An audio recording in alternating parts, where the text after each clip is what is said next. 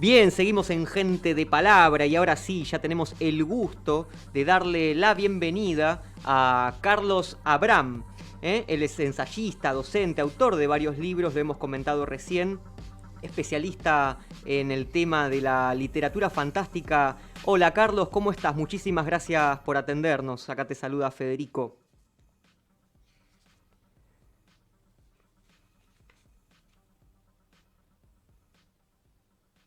A ver si lo podemos escuchar en un ratito. Todavía no lo podemos enganchar, pero ahí se está conectando. Bien, mientras tanto les presento un poco sobre Carlos, que se nos fue de la sala, ¿no? Bueno, quizás lo llamamos por teléfono, así es más fácil. Eh, Bien, les contaba de Carlos Abram. Él es especialista en literatura fantástica y ha publicado varios trabajos, varios libros al respecto. Quizás los más destacados sean la antología de cuentos fantásticos argentinos, 4 tomos que retoman los principales textos de inicio de la literatura fantástica y como por supuesto también lo que les comentaba de las obras de Raimunda Torres y Quiroga, una autora bastante desconocida, poco conocida, poco estudiada, poco recordada, y que a partir de este inmenso trabajo de Abraham empieza a circular muchísimo más, una autora muy, muy destacada, interesante por conocer. Bien, ahí lo estamos intentando conectar al señor Carlos Abram. Eh, bueno, entre otros estudios relevantes, por ejemplo, ha trabajado sobre la obra de Lovecraft ¿eh? en, en la Argentina. Y como les comentaba, las historietas argentinas de ciencia ficción, la editorial Acme, El sabor de la aventura, son distintos trabajos que dan cuenta de este enorme potencial que tiene sobre todo la literatura fantástica. Abraham, ¿cómo estás, Carlos? ¿Me escuchás ahora? Hola, ¿cómo te va? ¿Qué tal? Por este medio sí Sí. había algunos problemas con el micrófono, con el otro sistema, sí, pero ahora bien, bueno, un saludo muy grande a vos y a todos los oyentes. Muchísimas gracias, Carlos. Bueno, es un placer escucharte, hablar contigo. Desde SICUS lo sabemos muy bien y queríamos que también se expresara en este programa, Carlos, por motivo un poco de este día supersticioso, fantasioso del martes 13, nos interesaba tomar el tema de la mala suerte, de las maldiciones, en la literatura fantástica, y vos has trabajado mucho en ese campo. ¿Cómo aparece el tema de la mala suerte? ¿Es un tópico de la literatura argentina? Mira, es un tópico en general de lo que sería la literatura maravillosa que fue heredado posteriormente por la literatura fantástica. De hecho, bueno, nuestro martes 13 viene por el dios Marte, que es el dios de la guerra para los romanos, y existía una especie de leyenda de que el día de la confusión de la Torre de Babel había sido un martes 13, pero eso, bueno, no es compartido por los anglosajones. Para los anglosajones el día fatídico es el viernes 13, ya que, bueno, el viernes fue supuestamente el día en que Jesús fue crucificado, y aparte los comensales de la última cena eran 13, lo que, bueno, digamos, el número 13 era el traidor, Judas Iscariote.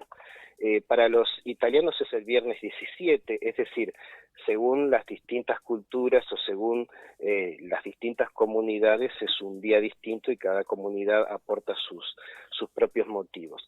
El tema de la maldición o de lo fatídico viene de una larga estirpe de leyendas, de historias de origen maravilloso. Yo querría distinguir en un principio la literatura maravillosa de la literatura fantástica. La literatura maravillosa, que es de origen popular, de origen folclórico, suele presentar los hechos sobrenaturales sin problematizarlos como Ujú, parte normal de la realidad, y un ejemplo son los cuentos de hadas del folclore europeo, por ejemplo ujú, Caperucita Roja o Blancanieves, ujú, y en cambio la literatura fantástica que comienza a surgir en el siglo XVIII y, digamos, llega a su apogeo en los siglos XIX y XX, es una variante literaria propia de una época un poco más descreída porque plantea una ambigüedad entre una interpretación sobrenatural y una interpretación racional de un hecho. Claro. Entonces, digamos, como ya para el siglo XVIII la literatura maravillosa tradicional ya no era tan verosímil o tan creíble como antes, ya el público era menos crédulo, entonces se fue desarrollando este nuevo género.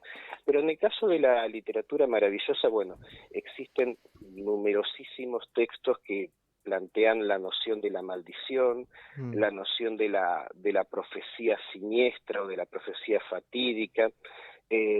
Entonces, es algo que después, posteriormente, fue heredado por su hija, por la literatura fantástica. Un ejemplo que tenemos aquí en Argentina es un cuento de 1864, que es La bruja de Amizacate, de Nicolás Granada, que es un relato que actualiza una leyenda cordobesa, que era una leyenda que había surgido de forma oral y anónima y que pertenecía a la literatura maravillosa, y Nicolás Granada realiza una actualización de esa historia llevándolo a clave de literatura fantástica, que bueno, fue uno de los textos pioneros de este género en la literatura argentina del siglo XIX. Y después, con respecto al tema de los números fatídicos, ahora que me mencionabas el martes 13, me acuerdo ahora un cuento de Carlos Olivera, que es un cuento que mencionan en un libro publicado por Sikus, precisamente, que es La literatura fantástica argentina en el siglo XIX, y es un libro que si bien no habla sobre el martes, un cuento que si bien no habla sobre el martes 13, habla sobre el número 13. Es un cuento que aparece en La vena oculta, y se trata de un aristócrata alemán que dialoga con su sobrino en la penumbra de un castillo, y el tema del diálogo es el número 13, cuya fatalidad ha perseguido al anciano durante toda su vida. Entonces, en un momento dado, el anciano le pide al joven que cuente los pliegues en la cortina del pasillo. Son 13 pliegues. Y bueno, el anciano profetiza, por esa cortina, por ese pasillo velado por esa cortina, ocurrirá alguna desgracia. Y bueno, le anuncian, luego de unas 13 horas, la muerte de su hijo. Y bueno, el texto prosigue relatando unas cuantas desgracias que sucedieron a ese hombre, todas relacionadas con el número 13. Claro. O sea que bueno, es un tema que, si bien no es preponderante en lo que sería la literatura fantástica argentina, sí aparece tratado por ella. Claro. Recién mencionabas la distinción entre la literatura maravillosa y la literatura fantástica. Entonces, quizás en esta vinculación más popular de la literatura maravillosa, pero queríamos preguntarte, ¿la literatura fantástica es un tipo de literatura popular? Puede ser, o más depende un masivo. poco de lo que consideremos popular. Por Claro. ejemplo, muchas veces se plantea la distinción entre literatura popular y literatura de masas, y la literatura popular sería la creada en ámbitos rurales y de transmisión oral, la folclórica, digamos, y después estaría la literatura urbana, que sería tanto la literatura de masas como la literatura culta. Yo pienso que la literatura fantástica, si bien surge en un contexto urbano, y generalmente a través de autores cultos, de hecho, para acceder a los periódicos, para acceder a las prensas, se precisaba un cierto nivel cultural, aparte para la propia producción de los textos.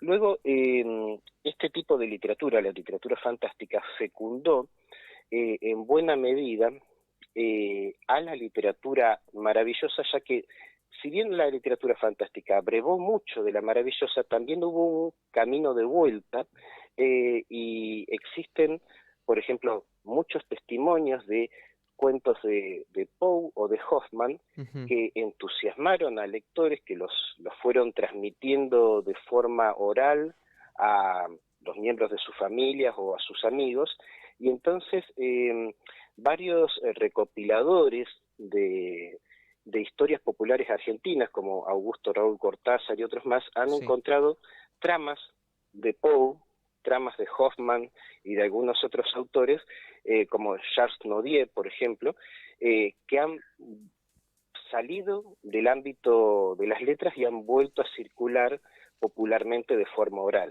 Mm, Entonces es una especie de camino de retroalimentación. claro. Pero también diría que la literatura fantástica fue popular porque tenía una gran difusión en los medios hemerográficos que eran consumidos por un gran público. Por ejemplo, los relatos de Raimunda Torres y Quiroga, una de nuestras pioneras del género fantástico, Ujú. se difundían en periódicos o en revistas como La Ondina del Plata, el Álbum del Hogar, que tenían un gran lectorado.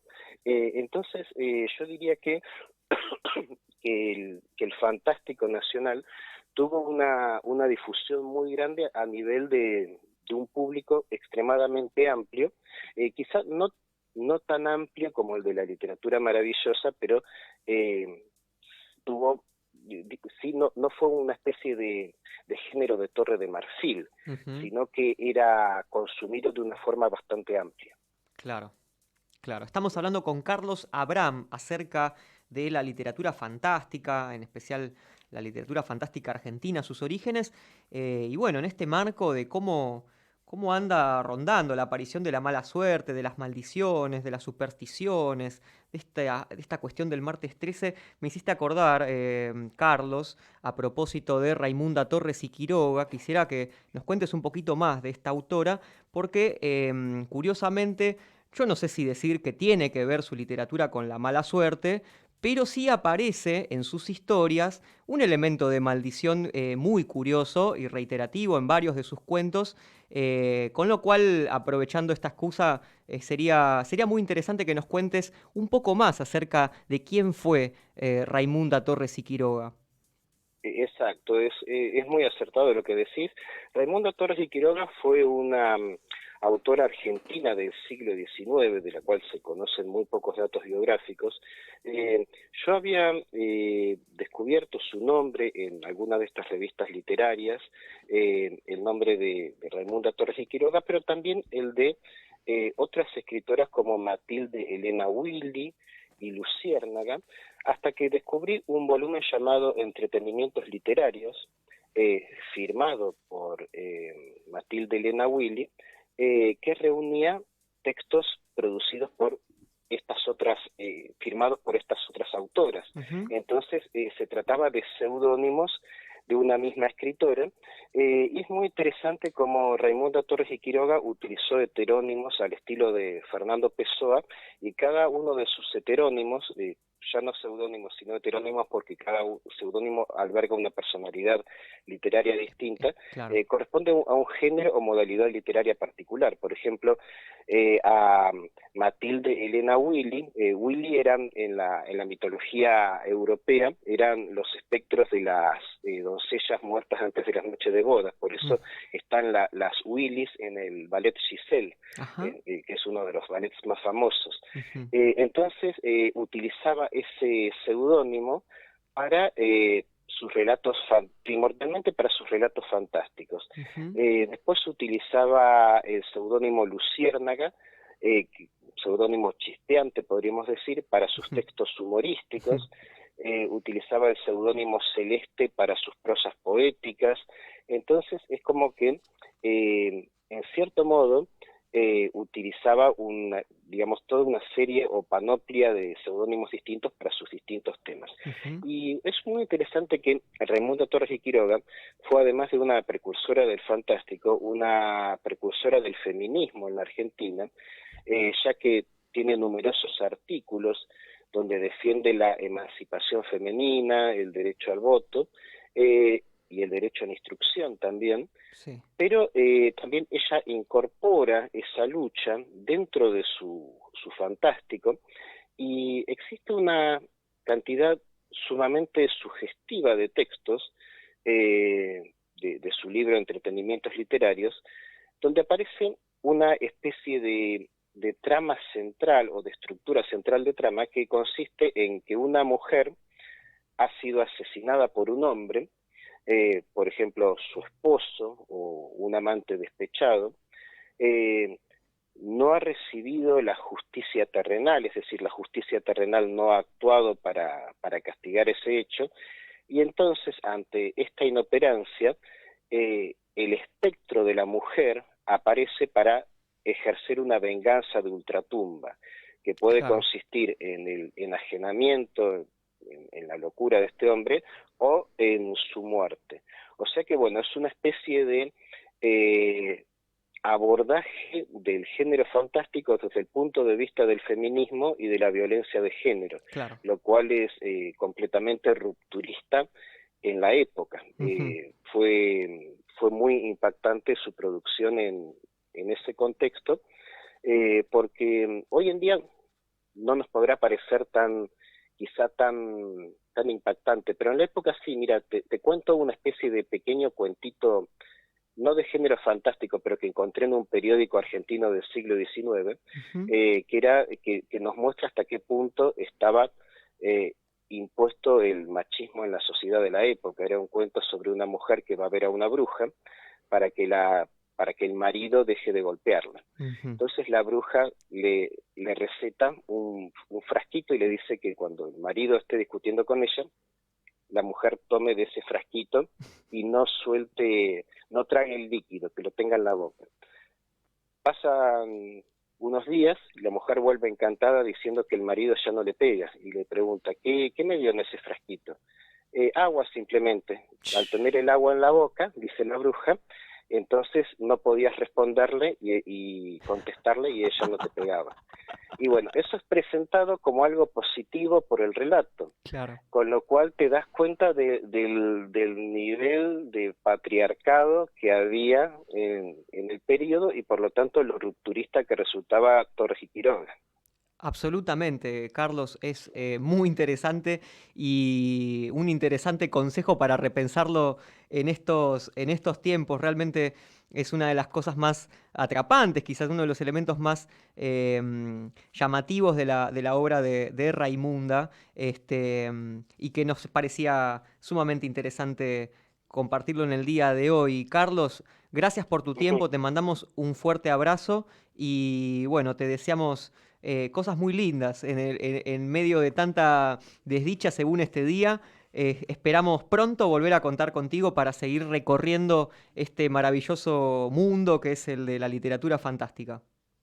Gracias a vos, ha sido un placer para mí, bueno, hacer este, digamos, pequeño panorama por este hermoso mundo de género fantástico y recordar a Raimunda Torres y Quiroga, que como hemos visto fue una gran precursora no solamente del género fantástico y del género terrorífico en nuestro país, sino también del feminismo. En unos tiempos tan oscuros para eso como era el siglo XIX, ¿verdad? Bueno, un gran gusto y bueno, un saludo a vos y a la audiencia. Muchas gracias, Carlos. Escuchábamos la voz de Carlos Abraham, docente, ensayista, autor de numerosos libros dedicados al género fantástico, pasando por aquí por Gente de Palabra. Vamos a un corte y ya volvemos.